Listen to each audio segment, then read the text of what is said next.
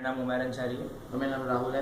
आज हम लोग आपको पढ़ाएंगे pin diagram of 8085 micro processor. 8085 micro processor. Okay, तो हम स्टार्ट करते हैं।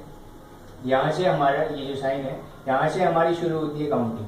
ये होती है 1 2 3 4, यहाँ पे हमारी 20 पिन्स तक होती है। फिर उसके बाद 20 पिन्स इधर होती है। तो ये कितनी हुई टोटल हमारी कुल मिला के 20 + 20। तो हमारे पूरे माइक्रो प्रोसेसर में, हमारे 8085 माइक्रो प्रोसेसर में हमारी 40 पिन्स होते हैं, 40 पिन्स।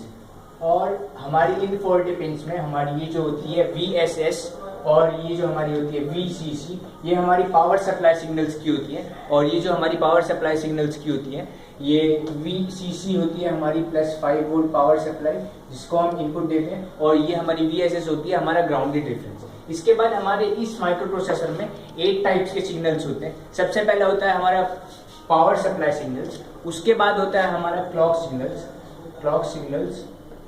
क्लॉक सिग्नल्स में आते हैं हमारे X1, X2 और CLOCK क्लॉक आउट। ये जो हमारा होता है X1, X2 और ये हमारा होता है क्लॉक आउट। इन सिग्नल्स का काम क्या होता है? इन सिग्नल का नॉर्मली काम होता है, ये हमारे इनपुट सिग्नल्स होते हैं, क्लॉक इनपुट सिग्नल्स। उसके बाद हमारे होते हैं, ये हो गया हमारा दूसरा टाइप का। और ये हमारे तीसरे टाइप का सिग्नल हो गया रीसेट सिग्नल। रीसेट सिग्नल में क्या होता है? रीसेट सिग्नल्स में हमारे आते हैं रीसेट इन, रीसेट आउट और ये रीसेट इन। ये हमारे क्या होता है? ये हमारे माइक्रो प्रोसेसर को रीसेट करने के लिए यूज होते हैं। उसके बाद हमारे आते हैं इंटरप्ट सिग्नल्स। इंटरप्ट सिग्नल्स में क्या आता है? ट्रैप, RST 7.5, 6.5, 5.5, ये हमारे होते हैं इंटरप्ट सिग्नल्स।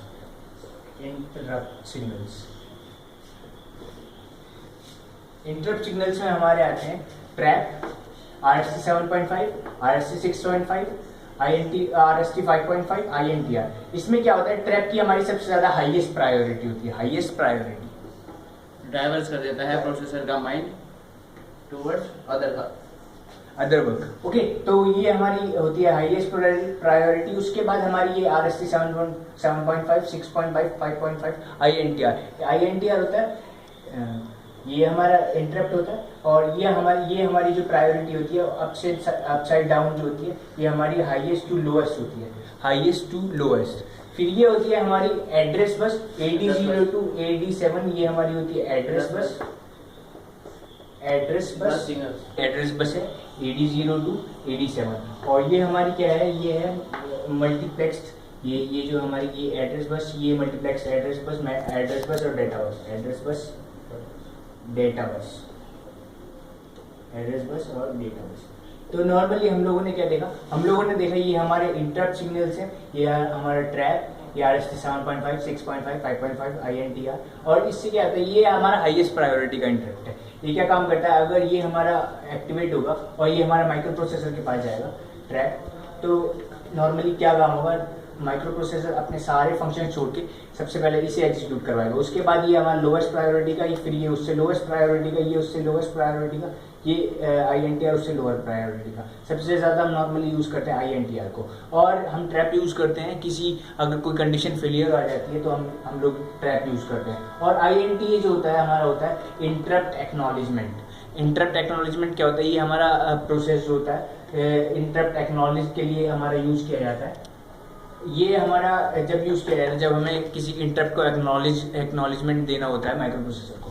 और फिर हमने देखा हमारे सिग्नल्स जो होते हैं रीसेट सिग्नल्स, हमारा रीसेट आउट और रीसेट इन। रीसेट आउट जो होता है हमारा वो क्लियर कर देता है हमारा रीसेट जो होता है ये हमारा क्लियर कर देता है माइक्रो प्रोसेसर के काउंटर को। और रीसेट इन जो होता है ये हमारा शो करता है कि ये हमारा माइक्रो प्रोसेसर हमारा रीसेट हो गया। उसके बाद हमारे आती हैं ये डेटा बस, ये हमारी 8 बिट 16 बिट डेटा बस होती है। ये हमारी मल्टीप्लेक्स्ड एड्रेस और डेटा बस होती है। और ये हमारा होल्ड सिग्नल होता है, ये कंट्रोल सिग्नल होता है। ये माइक्रो प्रोसेसर किसी भी काम को होल्ड करने के लिए और ये होल्ड एक्नॉलेजमेंट के लिए यूज होता है।